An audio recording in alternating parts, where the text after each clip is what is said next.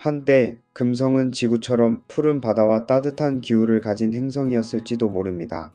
하지만 탐사선들을 통해 본 금성은 상상을 초월하는 지옥이었습니다.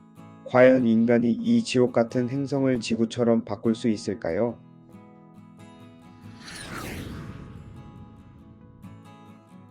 우리가 아직 발견을 못했을 뿐, 사실 금성 어딘가에 미생물 형태의 생명체가 존재하고 있을지도 모릅니다. 오늘은 금성의 테라포밍 가능성과 생명체 존재 여부에 대해 함께 알아보겠습니다. 금성은 어떤 곳일까요? 금성, 태양계에서 두 번째 행성이자 밤하늘에서 세 번째로 밝게 빛나는 천체입니다. 하지만 겉보기와 달리 금성의 환경은 극악무도합니다.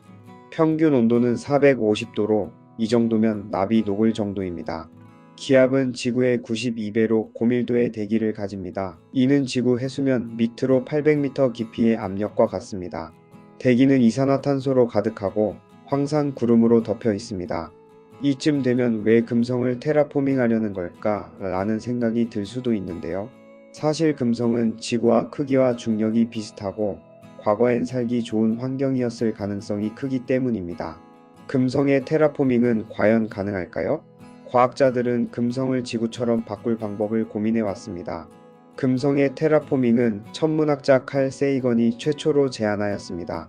과학자들은 금성이 지구의 중력과 크기가 거의 비슷하며 한때는 실제로 지구와 환경이 비슷했다고 합니다. 그러나 먼 옛날 태양풍에 의해 지구와 같은 환경을 잃어버렸을 가능성이 크다고 합니다. 금성도 테라포밍이 가능한 행성이긴 하지만 화성에 비해 힘이 많이 든다는 게 문제입니다. 금성 테라포밍은 어떻게 할까요? 우선 첫째로 태양과 금성을 잇는 직선거리에 위치한 둘의 인력이 상쇄되는 곳인 제일라그랑주 포인트에 태양광 차단막을 설치하여 금성을 냉각시키는 방법이 있습니다. 금성은 자기장이 약해 태양풍에 그대로 노출되어 있습니다.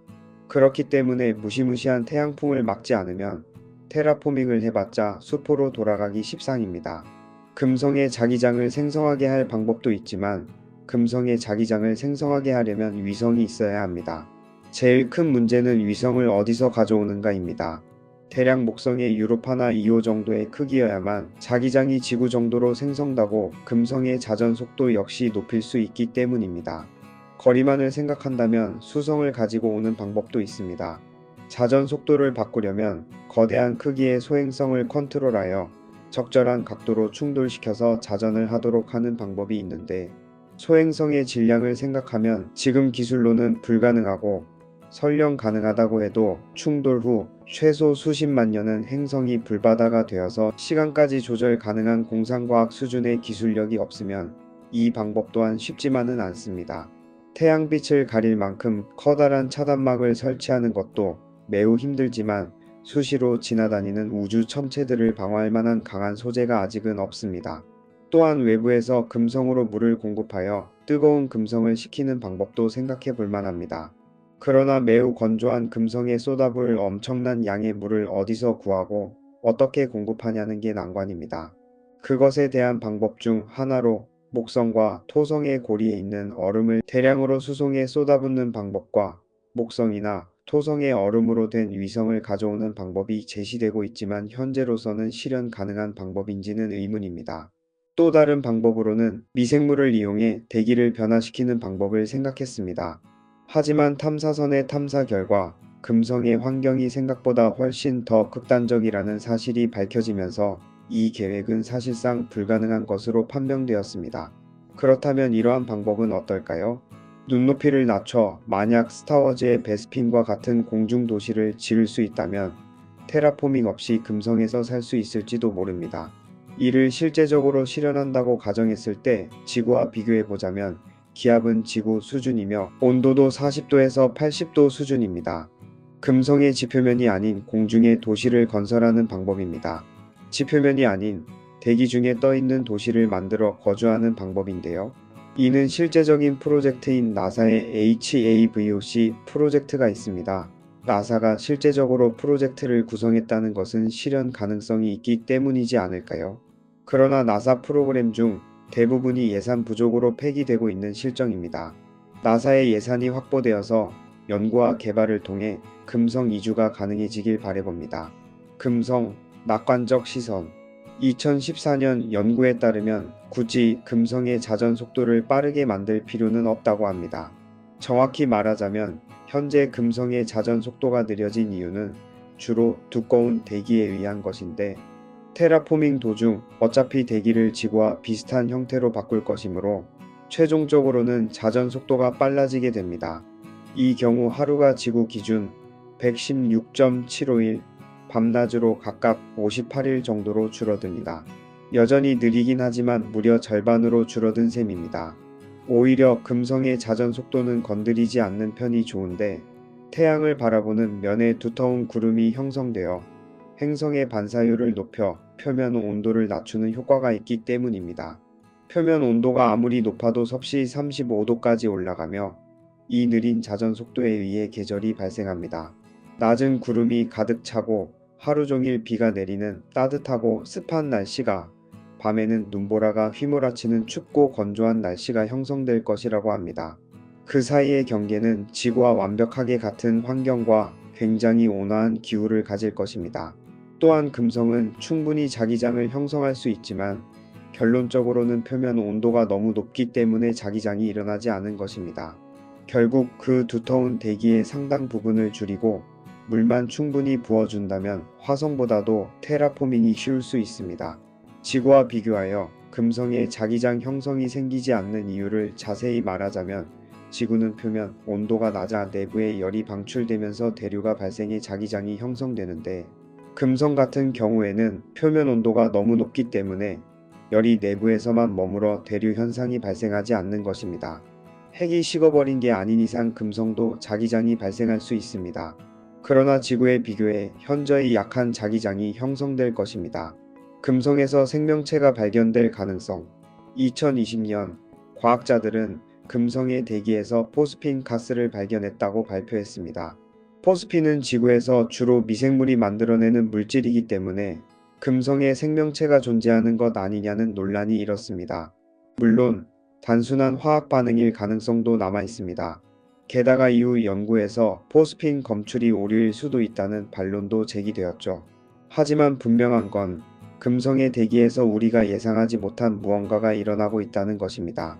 포스핀은 목성이나 토성과 같이 대부분이 수소 가스로 이루어져 있고, 강력한 대기압을 가진 행성에서 화학적으로 합성될 수 있으며 실제로 이 행성들에서 발견된 바가 있습니다.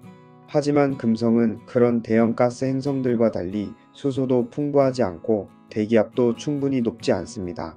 즉, 탐사선이 관측된 양 20ppb의 포스핀 가스가 금성에서 저절로 합성될 수 있는 방법은 명확히 알려져 있지 않습니다.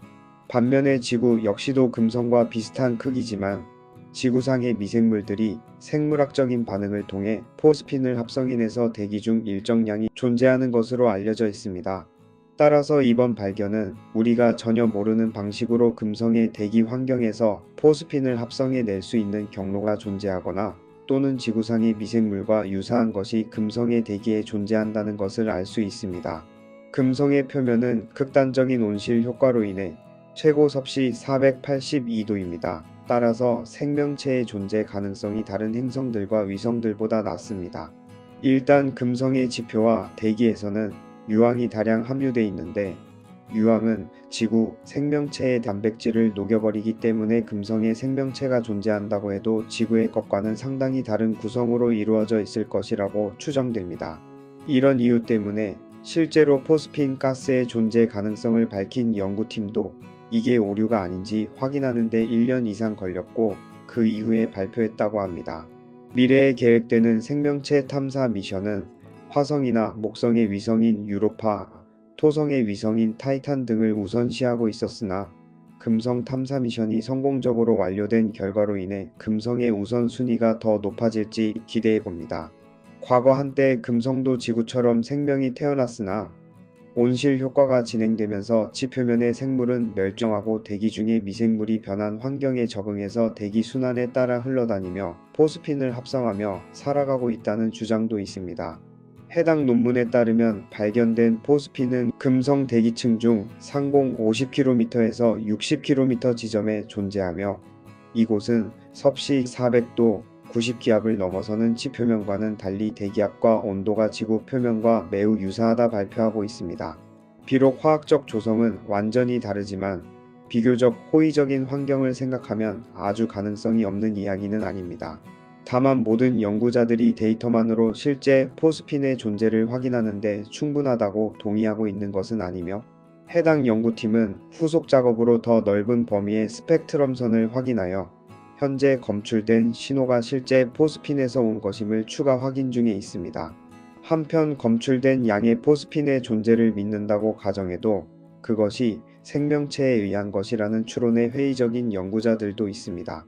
해당 연구에서는 금성 지표면의 화산 활동으론 충분한 양을 합성할 수 없다고 결론을 내리고 있으며, 이때 계산의 기준이 된 2015년 연구에서보다는 실제 화산 활동이 훨씬 더 활발할 것으로 학계의 의견이 변하고 있습니다. 포스핀 합성에는 많은 에너지가 필요한데 미생물들이 이를 통해 무슨 이익을 취하는지조차 가설 단계에 머문 상태입니다. 포스핀의 독성을 통해 경쟁 생물을 제거하는 이익이 있지 않을까 하는 추측 정도가 현재 연구되고 있습니다. 금성 테라포밍은 아직 먼 미래의 이야기일지도 모릅니다. 하지만 공중도시 계획 같은 방법을 통해 금성을 연구하고 거주하는 건 어쩌면 생각보다 빠르게 실현될 수도 있습니다. 그리고 만약 금성에서 생명체의 흔적이 발견된다면 우주는 우리가 생각하는 것보다 훨씬 더 신비롭고 우리가 아는 생명의 개념도 완전히 바뀌게 될 것입니다. 여러분은 어떻게 생각하시나요? 금성의 테라포밍은 가능할까요? 그리고 그곳에 생명체가 존재할 수도 있을까요? 여러분의 의견을 댓글로 남겨주세요. 그리고 더 흥미로운 우주 이야기가 궁금하다면 구독과 좋아요도 잊지 마세요. 영상을 끝까지 시청해주셔서 감사합니다.